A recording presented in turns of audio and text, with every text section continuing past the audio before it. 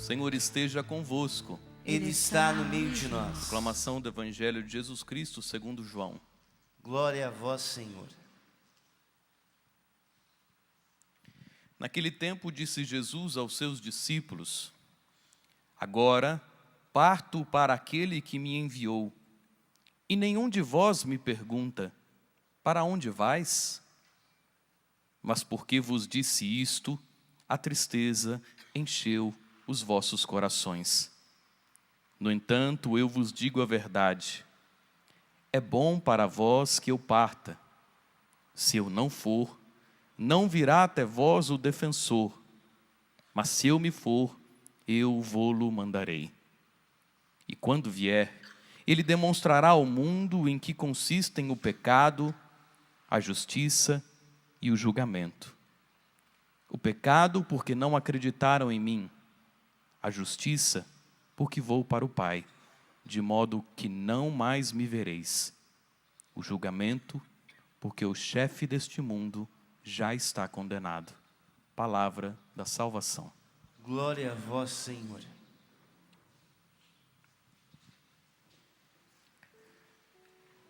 Irmãos e irmãs, quando mais nos aproximamos da festa de Pentecostes, mais a primeira leitura no livro do Atos dos Apóstolos vai alcançando o seu fim, e o Evangelho de São João, que estamos vendo nesses dias também,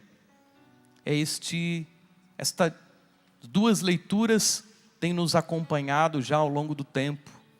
E ainda esse finalzinho do mês de maio, ainda veremos este Evangelho de São João, que nós estamos vendo o famoso testamento espiritual. Jesus está prestes a morrer, e Jesus dá aos seus discípulos suas últimas palavras, seus últimos ensinamentos. Ele já sabia que ele ia morrer. Judas já tinha saído para se encontrar com os sumos sacerdotes para trair Jesus, e Jesus se encontra com 11, os 11 que ficaram. Neste testamento espiritual, no Evangelho de hoje, Jesus diz que se ele não for, não viria o Espírito Santo. Não aconteceria Pentecostes. E é em Pentecostes que o coração dos discípulos é abrasado, e é o Espírito Santo que os conforta em meio às perseguições. É por isso que a primeira leitura do livro do Atos dos Apóstolos é o cumprimento do Evangelho. Bonito. O Atos aconteceu depois do Evangelho.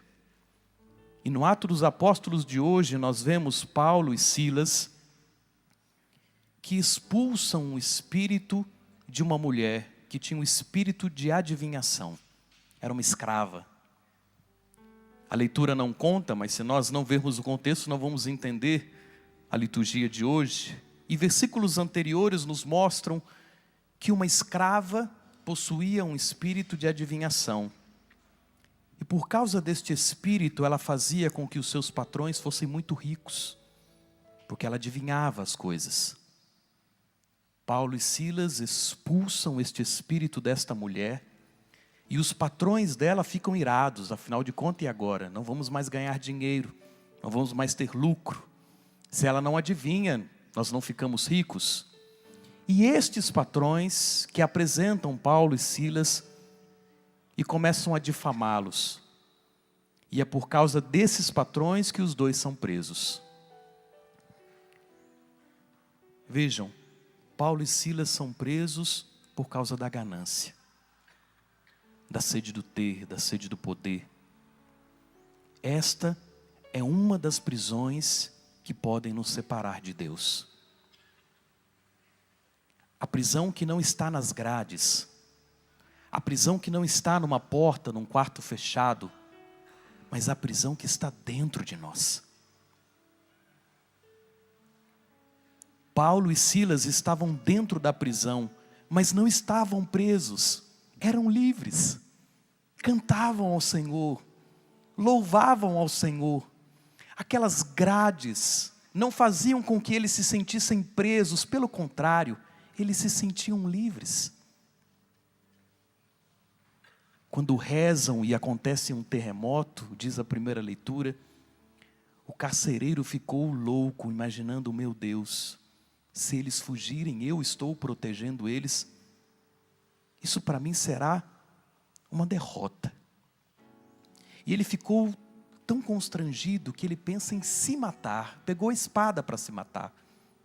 Vejam, o carcereiro, o guarda, este sim estava preso. O guarda que estava fora da prisão física, estava preso interiormente. Os apóstolos que estavam dentro da prisão física, estavam soltos espiritualmente. Eu e você podemos estar fora das grades, mas podemos estar presos no pecado, na ganância, no ciúme, na inveja, no julgamento. E hoje o Senhor nos dá o segredo. Como aconteceu o terremoto e as portas da prisão se abriram? Pelo poder do Espírito. É o Espírito Santo que nos liberta das prisões interiores. Prisões muitas vezes que nos aprisionam desde a infância, desde a adolescência. Prisões que vêm de mágoas, de ressentimentos, de dificuldades vividas no passado. E hoje o Senhor nos deu o segredo. Seremos sempre libertos pelo Espírito. Te convido a fechar os teus olhos por um instante. E com as tuas palavras, ir dizendo para Deus do desejo do seu coração, de ser um homem e uma mulher livres no Espírito. Senhor, eu, Padre Arlon, quero ser um homem livre do Espírito. Me liberte, Jesus, de todas as minhas prisões interiores. Prisões que vieram ao longo da minha história, das mágoas, das decepções, das traições. Vem Espírito Santo de Deus me libertando de prisões que talvez eu nem saiba que eu esteja dentro delas. Prisões que talvez eu nem saiba dar nome, Senhor. Eu quero ser liberto destas prisões. Vem Espírito Santo de Deus e me liberte das prisões. Prisões na minha mente, nos meus pensamentos. Prisões nos meus sentimentos. Prisões que não me deixam avançar, que não me deixam ir para frente, que não me deixam ser livre no Espírito. Vem Espírito Santo de Deus e nos liberte de todas as prisões. Jesus, eu te louvo e te agradeço, porque hoje nós estamos vivendo a experiência de Paulo e Silas. As grades não nos prendem, Jesus, porque nós estamos livres no Espírito. Dai-nos a graça de, como Paulo e Silas, depois de serem libertos da prisão, levarem o Evangelho a todas as nações. E assim nós poderemos um dia dizer com muita alegria: eu e minha casa serviremos ao Senhor. Se eu crer, minha família será salva. Louvado seja o nosso Senhor Jesus Cristo. Para sempre seja louvado.